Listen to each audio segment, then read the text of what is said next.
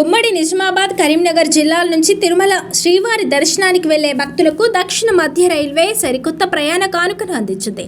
ప్రయాణికుల రద్దీని దృష్టిలో ఉంచుకొని నాందేడ్, తిరుచనూరు 07603, 07604 మధ్య కొత్తగా వారాంతపు ప్రత్యేక రైలు సర్వీసును అందుబాటులోకి తెస్తున్నట్లు అధికారులు ప్రకటించారు. అయితే నాందేడ్లో మొదలైన ఈ ప్రయాణం నిజామాబాద్, ఆర్మూర్, కోరుట్ల, జగిత్యాల, కరీంనగర్, పెద్దపల్లి రూట్లలో సాగనున్నట్లు అధికారులు వెల్లడించారు. తెలంగాణ కాంగ్రెస్ లో మంత్రి కొండా సురేఖ, ఎమ్మెల్యే కడియం శ్రీహరి మధ్య విభేదాలు పార్టీ అధిష్టానం వరకు చేరాయి. రాష్ట్ర వ్యవహారాల ఇన్ఛార్జ్ మీనాక్షి నటరాజన్ను కలిసిన సురేఖ, కడియం తన ఆత్మగౌరవాన్ని దెబ్బతీసేలా వ్యవహరిస్తున్నారని 4 పేజీల ఫిర్యాదు సమర్పించారు. దేవాదాయ శాఖ వ్యవహారాల్లో కడియం జోక్యం చేసుకుంటున్నారని ఆరోపించారు.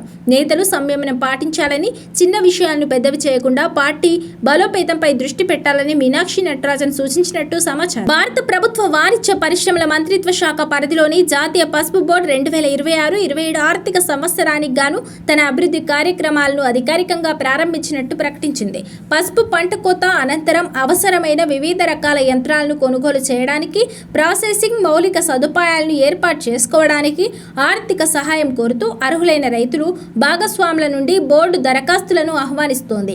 ఈ వ్యూహాత్మక చొరవ ప్రత్యేకంగా పసుపు పండించే రైతులు, రైతు ఉత్పత్తిదారుల సంఘాలు, రైతు సంఘాలు, ఇతర అర్హులైన లబ్ధిదారులకు ఎంతో మేలు చేకూర్చనుంది.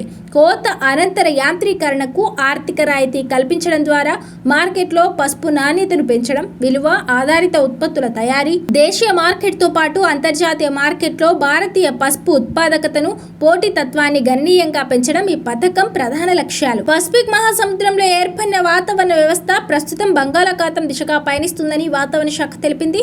దీని ప్రభావంతో దేశంలో కొంతకాలంగా బలహీనపడిన నైరుతి రుతుపవనాలు మళ్లీ పుంజుకోనున్నాయని శాస్త్రవేత్తలు అంచనా వేస్తున్నారు. బంగాళాఖాతంలో జరుగుతున్న మార్పులతో సముద్రపు గాలులు బలంగా వీస్తూ దట్టమైన మేఘాలు అలుముకోనున్నట్టు తెలిపారు. కోర్ అర్బన్ రీజియన్ పరిధిలో నిర్మించ తలపెట్టిన ఇందిరమ్మ ఎల్ఐజీ ఇళ్లకు ఈ నెల 20న శ్రీకారం చుట్టనున్నట్లు మంత్రి పొంగులేటి శ్రీనివాసరెడ్డి ప్రకటించారు. ఎల్ఐజీ ఇళ్ల నిర్మాణాలపై సచివాలయంలో మంగళవారం అధికారులతో ఆయన సమీక్షించారు. ఈ సందర్భంగా మంత్రి మాట్లాడుతూ హైదరాబాద్, రంగారెడ్డి జిల్లాల ఇన్ఛార్జ్ మంత్రులు పొన్నం ప్రభాకర్, శ్రీధర్ బాబు, హైదరాబాద్ జిల్లా మంత్రి అజారుద్దీన్తో కలిసి పథకానికి సంబంధించిన విధి విధానాలు, దరఖాస్తుల ఆహ్వానం, అర్హతలు, టెండర్ల ప్రక్రియ, అమలు విధానం తదితర మార్గదర్శకాలను పాటిస్తామన్నారు. రేషన్ కార్డులను ప్రభుత్వం జారీ చేస్తుంది. వీటి ద్వారా లబ్ధిదారులకు నిత్యావసర సరుకులు చౌక ధరకు లభిస్తాయి. అంతేకాకుండా ఇది కుటుంబానికి సంబంధించిన గుర్తింపు రుజువు కార్డుగా కూడా ఉపయోగపడుతుంది.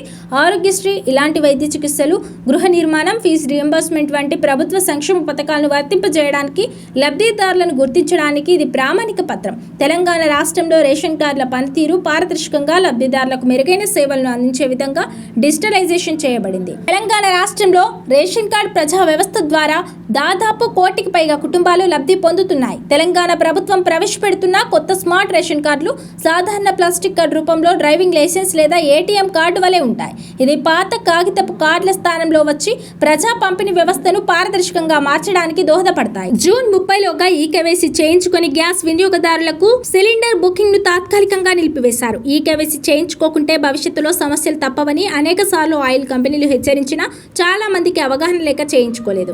దీంతో తిరుపతి జిల్లాలోనే వేలాది మందికి బుకింగ్ కు అవకాశం లేకుండా పోయింది. ఈ కేవైసీ పూర్తి చేసిన తర్వాతే మళ్లీ బుకింగ్ ను స్వీకరించి సిలిండర్లు పంపించనున్నారు. ఎల్నినో ప్రభావంతో భారత్ లో ప్రస్తుతం వర్షాకాలం కూడా వేసవి తలపిస్తోంది. కొద్ది రోజులుగా తీవ్రమైన ఎండ, ఉక్కపోత అల్లాడిస్తున్నాయి. ఋతుపవనాలు నిస్తేజంగా మారడమే దీనికి కారణం. అయితే దేశవ్యాప్తంగా పొడి వాతావరణం నెలకొన్న తరుణంలో బంగాళాఖాతంలో ఏర్పడుతున్న కొత్త వాతావరణ పరిస్థితులు ఋతుపవనాలకు కొత్త ఊపిరిలూదుతూ వర్షాలపై ఆశలు రేపుతున్నాయి. పసిఫిక్ మహాసముద్రంలో ఏర్పడిన కొన్ని వాతావరణ పరిస్థితులు బంగాళాఖాతం వైపునకు పయనిస్తున్నాయి. వీటి ప్రభావంతో దేశంలో కొంతకాలంగా బలహీనపడిన ఋతుపవనాలు మళ్లీ పుంజుకోనున్నాయని వాతావరణ శాఖ నిపుణులు అంచనా వేస్తున్నారు. బంగాళాఖాతంలో జరుగుతున్న ఈ మార్పుల వల్ల సముద్రపు గాలులు బలంగా వీస్తూ దట్టమైన మేఘాలు అలుముకుంటున్నాయి. 2-3 రోజుల్లో ఈ పరిస్థితి మరింత బలపడి అల్పపీడనంగా మారనుంది. ఈ అల్పపీడనం క్రమంగా ఒడిశా, పశ్చిమ బెంగాల్ వైపు పయనించి తూర్పు భారతంలో విస్తారంగా వర్షాలు కురిసేందుకు అవకాశం ఉంటుంది. ఆ తర్వాత దీని ప్రభావం మధ్య ఉత్తర భారతం పైన ఉంటుంది. దీంతో తూర్పు, మధ్య, ఉత్తర భారతంలో భారీ వర్షాలు కురుస్తాయని అంచనా వేస్తున్నారు. దేశంలో అత్యంత ప్రముఖమైన పరీక్షల్లో యూపీఎస్సీ సివిల్ సర్వీసెస్ ఒకటి.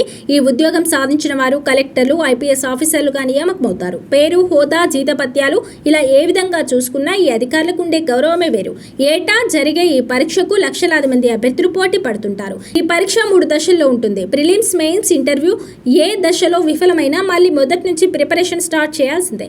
ఇక తెలుగు రాష్ట్రాల నుంచి ప్రతి ఏటా వేల సంఖ్యలో ఈ పరీక్షను రాస్తుంటారు. సివిల్ సర్వీసెస్లో విజయం సాధించాలనే లక్ష్యంతో కోచింగ్ తీసుకొని కసిగా ప్రిపేర్ అవుతుంటారు. ఇక తెలంగాణలో ఈ పరీక్ష కోసం సన్నద్ధమయ్యే అభ్యర్థులకు రాష్ట్ర ప్రభుత్వం తన వంతు సాయం చేసి వారిని ప్రోత్సహిస్తోంది. ప్రిలిమ్స్ పరీక్ష క్వాలిఫై అయిన అభ్యర్థులకు ₹1,00,000 సాయం చేస్తోంది. రాజీవ్ గాంధీ సివిల్స్ అభయహస్తం పేరుతో సింగరేణి సహకారంతో ఈ పథకాన్ని అమలు చేస్తూ వస్తోంది రేవంత్ సర్కార్. ఈ పథకం ప్రకారం సివిల్స్ ప్రిలిమినరీ పరీక్షలో ఉత్తీర్ణులైన అర్హులందరికీ ₹1,00,000 ఆర్థిక సాయం అందజేయనుంది. ఈ పథకాన్ని సీఎం రేవంత్ రెడ్డి 2024లో ప్రారంభించారు. ఆ ఏడాది సివిల్స్ ప్రిలిమ్స్ ఉత్తీర్ణులైన 140 మంది అభ్యర్థులకు ఒక్కొక్కరికి ₹1,00,000 ఆర్థిక సాయం అందించారు. ఇక ఈ ఏడాది కూడా అదే విధంగా అభ్యర్థులకు ₹1,00,000 సాయం. కొంతకాలంగా రికార్డు స్థాయిలతో సామాన్యులకు చుక్కలు చూపించిన పసిడి ధరలు ఇప్పుడు దిగి వస్తున్నాయి. బులియన్ మార్కెట్లో ఇటీవల బంగారం, వెండి ధరలు తగ్గుతూ వస్తున్నాయి. వాస్తవానికి అంతర్జాతీయంగా జరుగుతున్న పరిణామాల ప్రకారం ప్రతిరోజు బంగారం, వెండి ధరలో హెచ్చుతగ్గులు చోటు చేసుకుంటాయన్న విషయం తెలిసిందే. అయితే ఇరాన్, అమెరికా యుద్ధం, అలాగే పలు ప్రాంతాల్లో చోటు చేసుకున్న ఉద్రిక్త పరిస్థితులతో బంగారం, వెండి ధరలు ఇటీవల రికార్డు స్థాయికి చేరుకున్న విషయం తెలిసిందే. ఈ క్రమంలోనే బంగారం, వెండి ధరలు తగ్గుతుండడంతో కాస్త ఉపశమనం కలిగినట్టయింది. సోమవారం భారీగా తగ్గిన బంగారం ధరలు మంగళవారం కూడా స్వల్పంగా తగ్గాయి. బుధవారం జూలై 15 పలు వెబ్సైట్ల ఆధారంగా ఉదయం 6 గంటల వరకు నమోదైన ధరల ప్రకారం 24 క్యారెట్ల బంగారం ధర 10 గ్రాముల ధరపై ₹10 తగ్గి ₹1,42,790గా ఉంది. 22 క్యారెట్ల పసిడి రేటు 10 గ్రాములపై 10 మేర తగ్గి ₹1,30,890గా ఉంది.